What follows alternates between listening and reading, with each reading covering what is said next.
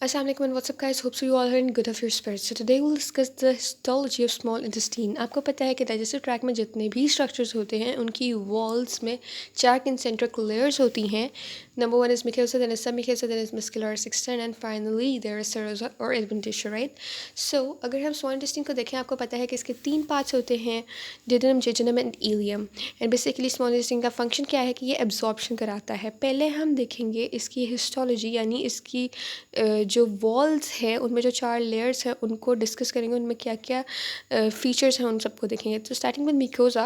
Mucosa जो है इसमें आपको सेवरल फीचर्स नज़र आएंगे जो कि इंक्रीज़ करते हैं सरफेस एरिया को फॉर एब्जॉर्प्शन. ठीक है, तो जो फर्स्ट फीचर है दैट इज़ प्लिकाई सर्कुलर्स या वॉल्स ऑफ गगरिंग जो आपको म्यूकोसा में नज़र आएगा. ठीक है, और ये बेसिकली होते क्या है, ये सर्कुलर फोल्ड्स होते हैं म्यूकोसा में जो कि आपको हमेशा म्यूकोसा में नजर आएंगे. It is a permanent feature of small intestine. ठीक है, स्मॉल इंटेस्टिनल म्यूकोसा बेसिकली ये स्टमक के म्यूकोसा की तरह नहीं होता कि ये कभी तो प्रेजेंट होता है या कभी प्रेजेंट नहीं होता. ठीक है, ये कंसेंट्रिक फोल्ड्स हैं. ठीक है, सर्कुलर फोल्ड्स हैं जो आपको हमेशा नजर आएंगे स्मॉल इंटेस्टीन में. ठीक है, और ये इंक्रीज़ करते हैं सरफेस एरिया ऑफ म्यूकोसा को अप टू 3 टाइम्स. ठीक है, सो ये जो प्लिकाई सर्कुलर्स या वॉल्स ऑफ कर्करिंग हैं ये आपको सबसे ज़्यादा जिजनम में नज़र आते हैं और ड्यूडेनम के प्रॉक्सिमल पार्ट और इलियम के डिस्टल हाफ में ये बिल्कुल एब्सेंट होते हैं. ठीक है, नहीं होते यहाँ पे.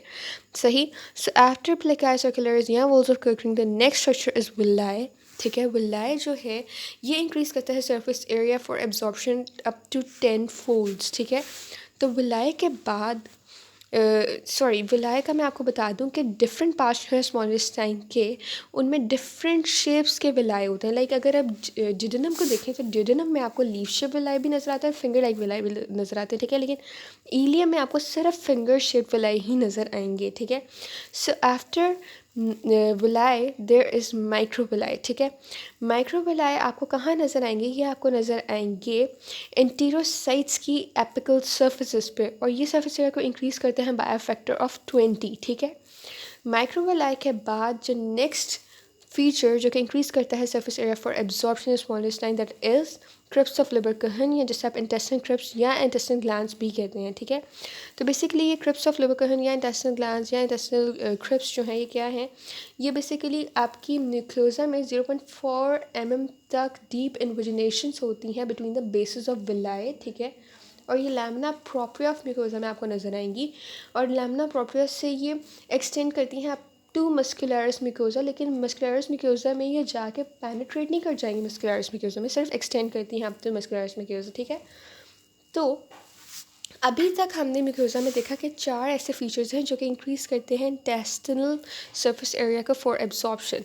इसके अलावा जो एपिथेलियम होती है ना म्यूकोसा में, वो कैसी होती है, स्मॉल इंटेस्टाइन की म्यूकोसा की एपिथेलियम होती है सिंपल कोलमनर एपिथेलियम. ठीक है, और इस सिंपल कोलमनर एपिथेलियम में आपको फाइव टाइप्स के सेल्स नजर आएंगे. पहला है इंटेरोसाइट्स, फिर है goblet cells, then is enteroendocrine cells, then is Paneth cells and then are M cells. ठीक है, जो इंटेरोसाइट्स हैं टॉल कोलमनर सेल्स हैं, इनके ओवल न्यूक्लियस होते हैं. ठीक है, इसके अलावा यहाँ आपको एपिकल सरफेस पे थाउजेंड्स ऑफ माइक्रोबाइलाइज नजर आएंगे. ठीक है, जो कि आपका स्ट्रिएटेड ब्रश बॉर्डर बना देते हैं. ठीक है, इलेक्ट्रॉन माइक्रोस्कोप के नीचे जब आप इंटेरोसाइट्स को देखते हैं तो ये बेसिकली आपको टिप ऑफ माइक्रोविलाई पे ग्लाइकोकैलिक्स कोट बनाते हुए दिखाई देंगे. ठीक है, और ये बेसिकली इंटेरोसाइट्स आपस में बाइंड करते हैं by junctional complexes. So this all was about the enterocytes. ठीक है, उनकी हिस्टोलॉजी थी. पहला सेल हमने देख लिया enterocytes. Next cell is goblet cells. Right, goblet cells basically mucus secreting cells होते हैं, यूनिसेलुलर होते हैं, और इनमें माइक्रोविलाई फ्यू होते हैं. यहाँ पे हमने देखा था इंटेरोसाइट्स में थाउजेंड्स ऑफ माइक्रोविलाई होते हैं, यहाँ पे फ्यू माइक्रोविलाई होते हैं. ठीक है, इसके अलावा अगला सेल गॉबलेट सेल्स के अलावा है हमारे पास इंटेरोएंडोक्राइन सेल्स. ठीक है, इसका सिर्फ नाम ही आप याद कर लें, बहुत है. Then is Paneth cells. ठीक है, पेनेट सेल्स जो है ये आपको क्रिप्स ऑफ लिबर कहन के बॉटम पे नज़र आएंगे. ठीक है, और ये बेसिकली सिक्रीट करते हैं, कुछ ऐसे सिक्रीटरी प्रोडक्ट्स देते हैं जो कि किल कर देते हैं बैक्टीरिया और प्रोटोजोआ को, ताकि ये रेगुलेट कर सके इंटेस्टिनल फ्लोरा को. ठीक है, पेनेट सेल्स के बाद एम सेल्स होते हैं. एम सेल्स बेसिकली इम्यूनिटी में हेल्प करते हैं, ये एंटीजन ट्रांसपोर्टिंग सेल्स होते हैं. ठीक है, और ये एक इम्पॉर्टेंट रोल प्ले करते हैं इम्यूनोलॉजिकल सर्विलेंस में, किसकी इम्यूनोलॉजिकल सर्विलेंस में, इंटेस्टिनल ल्यूमिनल रीजन्स के इम्यूनोलॉजिकल सर्विलेंस में इंपॉर्टेंट रोल प्ले करते हैं, ठीक है।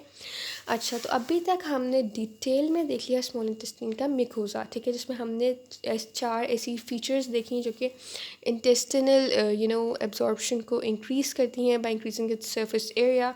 इसके अलावा हमने देखी उसकी एपिथेलियम कैसी होती है, ठीक है, मिकोजा में किस टाइप की एपिथेलियम आपको नज़र आती है उसकी मिकोजा में, और कौन से 5 टाइप के सेल्स होते हैं, उनकी हिस्टोलॉजी को हमने डिटेल में देखा। अब हम देखेंगे सब मिकोजल लेयर को, ठीक है। जो सब मिकोजा होती है ना स्मॉल इंटेस्टाइन की, उसमें कुछ ग्लैंड्स होते हैं जिन्हें हम ब्रूनर्स ग्लैंड्स ऑफ डिडनम कहते हैं। सब मिकोजा के बाद जो अगली लेयर है दैट इज़ मस्कुलरस एक्सटर्ना। इसमें आपको स्मूथ मसल्स की लेयर्स नजर आएंगे। एक है इनर सर्कुलर, दूसरा है outer longitudinal layers of smooth muscles. In 2 layers के दरमियान आपको मेंटेरिक प्लेक्सस नजर आएगा, ठीक है। अच्छा, तो इसके बाद फाइनली हमारे पास लास्ट लेयर है एडवेंटिशिया या Sironja. Small intestine mainly Sironja होती है, ठीक है, उसमें सिरोजा आपको नज़र आती है, ठीक है। एडवेंटिशिया सिर्फ आपको ड्यूडेनम के पोस्टीरियर सरफेस पे नज़र आएगी। So here we have completed the histology of small intestine.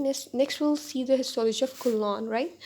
जो colon होती है ना, इसकी हम देखेंगे इम्पॉर्टेंट लेयर्स को सिर्फ। इसकी मस्कुलरस एक्सटर्ना जो है उसमें बिल्कुल स्मॉल इंटेस्टाइन की तरह inner circular outer longitudinal smooth muscle layer होती है, लेकिन जो इसकी outer longitudinal smooth muscle layer होती है ना, जब वो असेंबल करती है इनटू 3 फ्लैट बैंड्स तो वो बना देती है टीनिया कल्लाए, ठीक है। और जो सिरोजा है मस्कुलरस एक्सटर्ना के बाद जो सिरोजा होती है ना कोलोन में, अगली लेयर सिरोजा, उसमें आपको क्या नज़र आएंगे, कुछ स्मॉल प्रोट्रूबरेंसेस बहुत ज़्यादा अमाउंट में नज़र आएंगे, जिन्हें हम कहते हैं कि ये अपेंडिसेस एपिप्लॉइकिया है, और ये बेसिकली एडिपोस टिश्यूज से बने होते हैं, ठीक है। So this is the histology of colon. After colon will move towards appendix. Appendix का जब हम देखते हैं इसका मिकोजा में जब हम लैमिना प्रोप्रिया देखते हैं अपेंडिक्स का, तो उसमें आपको बहुत सारे लिम्फोसाइट्स या न्यूमरस लिम्फोइड नोड्यूल्स नज़र आएंगे, ठीक है। इसके अलावा इसके जो मस्कुलरस एक्सटर्ना वाली लेयर है उसमें आपको टीनिया कोलोए नज़र नहीं आएंगे अपेंडिक्स के इसमें, ठीक है। फिर हम देखेंगे रेक्टम। रेक्टम की हिस्टोलॉजी बिल्कुल कोलोन की तरह की ही है, इसलिए अब हम एनल कैनाल की हिस्टोलॉजी देख लेते हैं, ठीक है, वो आप खुद कर लीजिएगा रेक्टम की, ठीक है। एनल कैनाल अब क्या है, एनल कैनाल में ना बेसिकली आपको बहुत सारे लॉन्गिट्यूडनल फोल्ड्स नज़र आएंगे, ठीक है। उसके मिकोजा में आपको बहुत सारे लॉन्गिट्यूडनल फोल्ड्स नजर आएंगे जिन्हें आप एनल कॉलम्स कहते हैं। एनल कैनाल का पहली लेयर होती है मिकोजा में आपको बहुत सारे लॉन्गिट्यूडनल फोल्ड्स नजर आए जिन्हें हमने एनल कॉलम्स कह दिया, ठीक है। इन एनल कॉलम्स में अगर डिप्रेशंस आ जाएंगी तो उन्हें हम कह देंगे कि ये एनल साइनसेस हैं, ठीक है। और एनल साइनसेस के बाद अब वो एनल वॉल्स के बारे में बता रहा है। वो ये कहता है कि जो ये एनल कॉलम्स से जिनसे एनल साइनसेस बनी है ना, इन्हीं एनल कॉलम्स के लोअर एंड्स अगर हम आपस में मिकोजल फोल्ड्स के ज़रिए ज्वाइन कर दें तो वो एनल वॉल्स बना देती हैं, ठीक है। एनल वॉल्स के ऊपर हमारे पास म्यूकोजा में किस टाइप की एपिथेलियम होती है, सिंपल कोलमनर एपिथेलियम होती है, और एनल वॉल्स के नीचे हमारी म्यूकोजा में आपको stratified squamous non keratinised type of epithelium नज़र आएगी। तो इधर हम अभी तक हमने सारी जो मिकोजल लेयर है एनल कैनाल की उसे डिटेल में देखा। आगे है सब mucosal layer of anal canal, तो उसमें आपको सिर्फ एनल ग्लैंड्स ही नज़र आएंगे, ठीक है। उसके बाद सब मिकोजा के बाद होती है मस्कुलरस एक्सटर्नल, जैसे आपको पता है, ठीक है। तो मस्कुलरस एक्सटर्नल जो है कोलोन की, उसमें आपको इनर सर्कुलर और outer longitudinal layers of smooth muscles नज़र आएंगे, ठीक है। और इसमें और क्या है कि एनल